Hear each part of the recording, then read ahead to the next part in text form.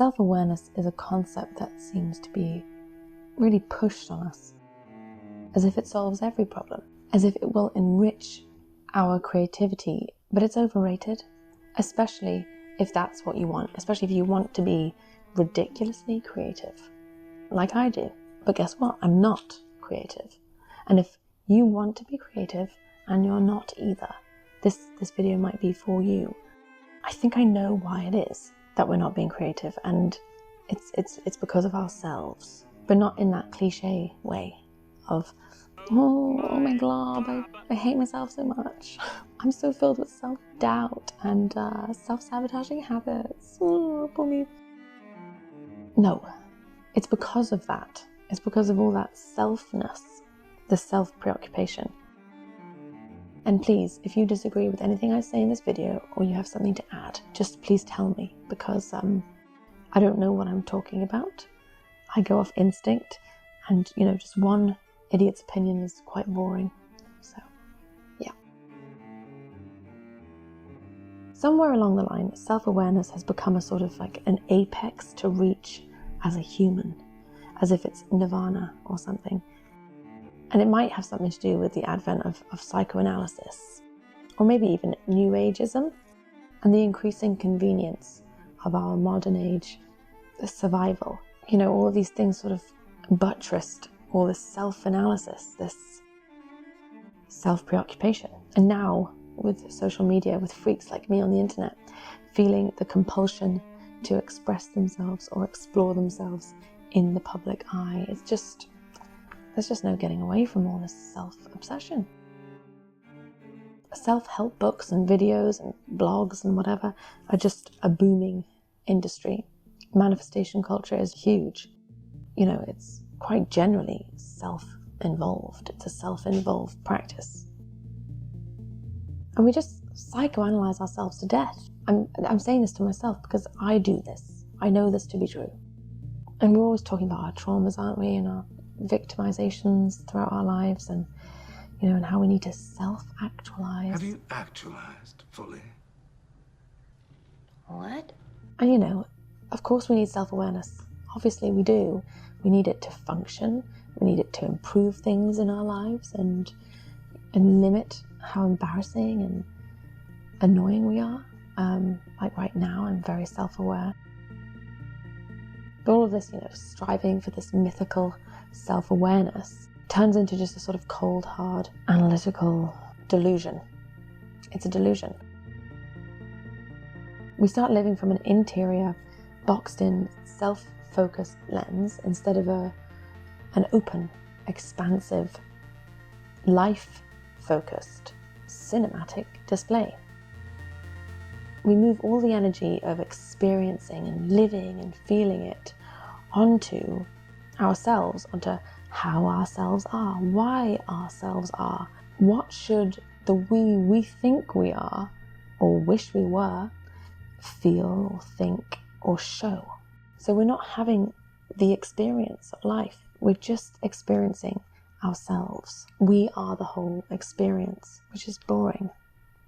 So yeah, that lack of living in the purity of life itself, that's how our creativity will be strangled out of our lives. And I'm saying all of this because I know it. I spent my 20s doing nothing with my life, accomplishing nothing, creating nothing. I'm not overstating that. And I wasn't depressed because of any of that. I wasn't depressed because I hated myself. I was depressed because I couldn't stop thinking about myself in relation to everything, revolving everything around the self I thought I was.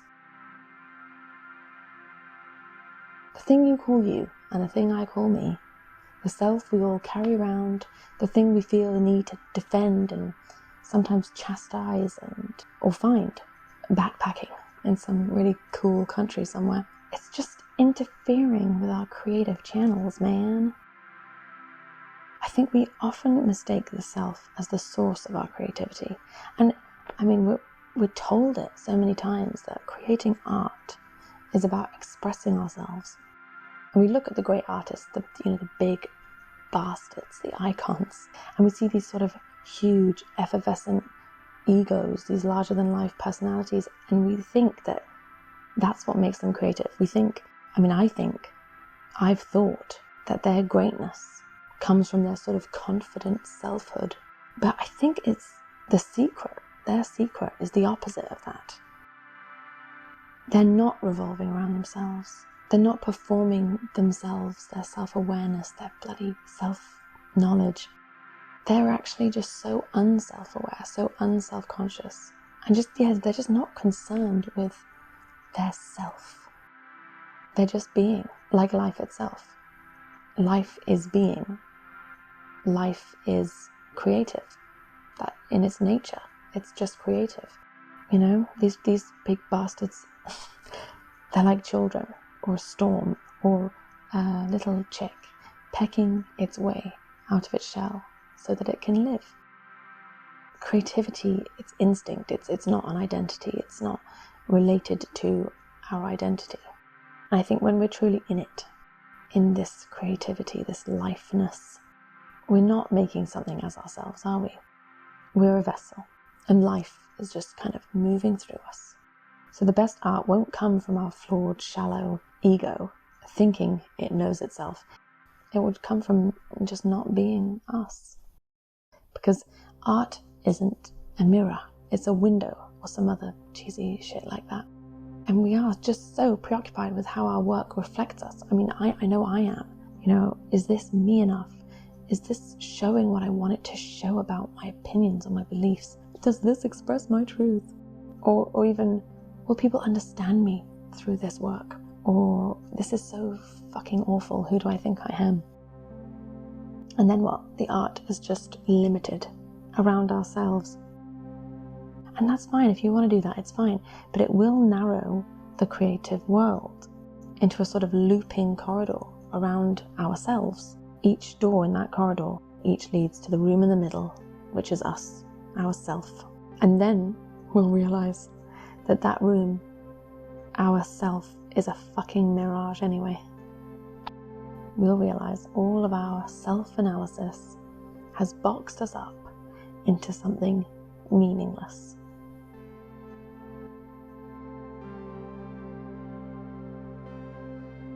Now, I'm going to bring in someone that I adore and that I'll never stop talking about, and that is the wonderful romantic poet John Keats, who died when he was 25 and had infinitely more wisdom than I will ever have. Keats had this nice big concept called negative capability, and it was the ability to be in uncertainties, mysteries, doubts, without any irritable reaching after fact or reason. And within this big concept, he had this other concept called the chameleon poet. Keats believed that the poet was the most unpoetical thing in existence because it has no identity. The poet has no identity. The poet is continually filling other bodies, the sun, the moon, the sea.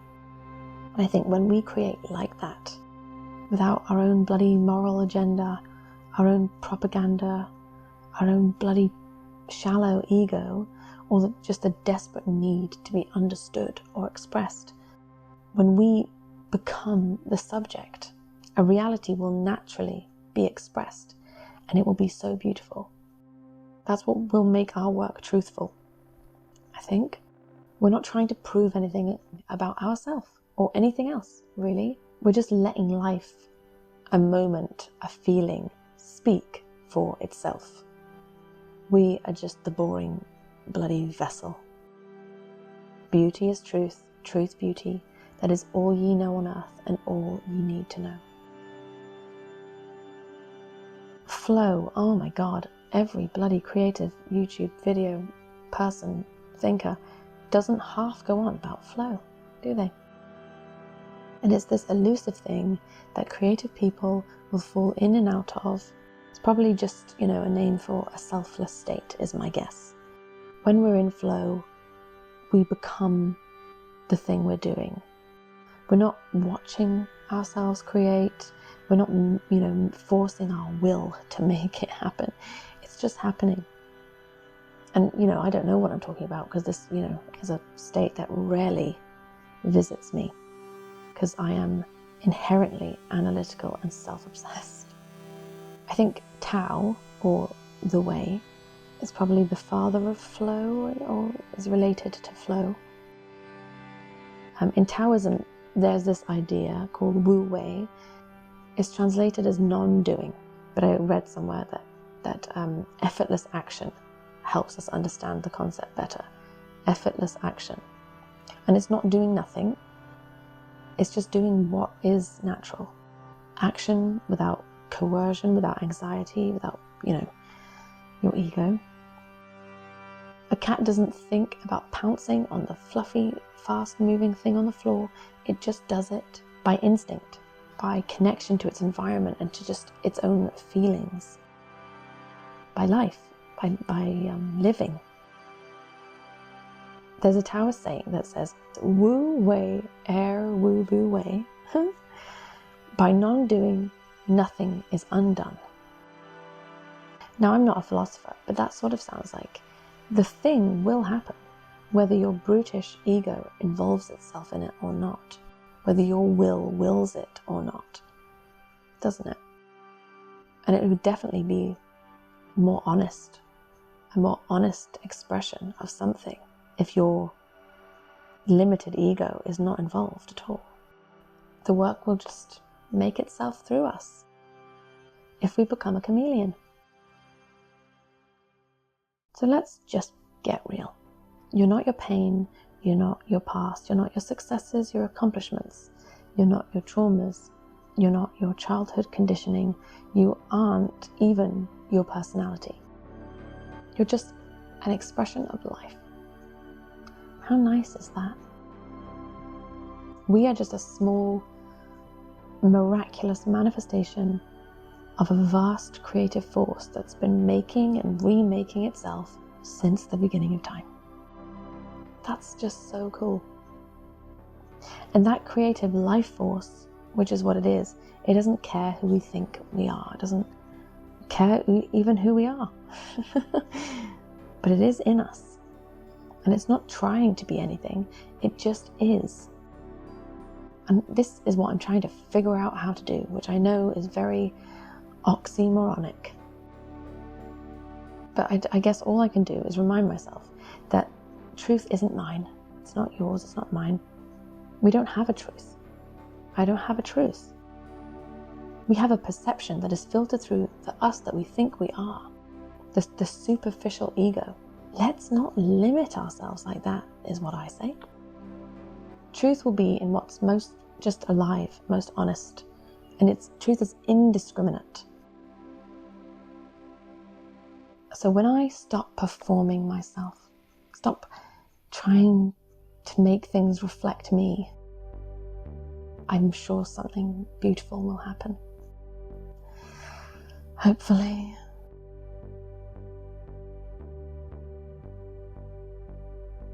So we've all been told to express ourselves, but I say let's just shut up about ourselves now. Let's please just stop trying to find ourselves, find our voice. I need to just shut up, and I need to just listen and do and feel for a while. Let that work happen. I don't want my ego involved, but this is such a hard thing to do. And it's such a shame, because the best art we'll ever make will have nothing to do with us. Because who even are we? Who are you? The you you're thinking about is a myth. It's your own limited perception of you from your own limited ego. So whatever we create from that state is never going to be truly beautiful, because it will never be truly truthful, and dare I say, even interesting or important. Sadly.